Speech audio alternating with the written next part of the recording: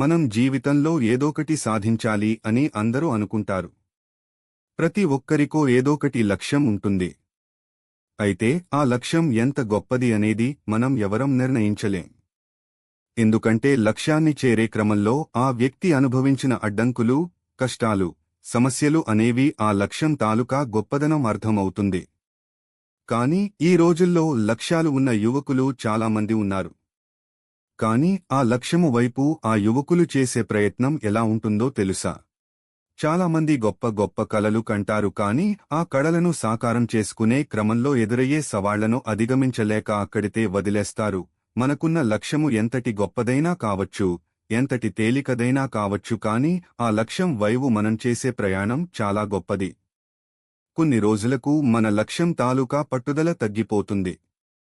ఇంకొన్ని రోజులకు అసలు లక్ష్యమే కరిగిపోతుంది. చివరకు వదిలేసే పరిస్థితి ఎదురవుతుంది. కానీ ఎన్ని అడ్డంకులు, కష్టాలు వచ్చినా ప్రతిరోజు, ప్రతి గడియ, ప్రతి క్షణం తన లక్ష్యం గురించి తపించే వ్యక్తి ఎప్పటికైనా విజయం సాధిస్తాడు.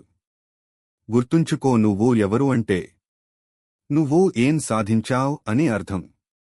ఏం సాధించావో గుర్తు తెచ్చుకో. ఏం సాధించాలో నిర్ణయించుకో.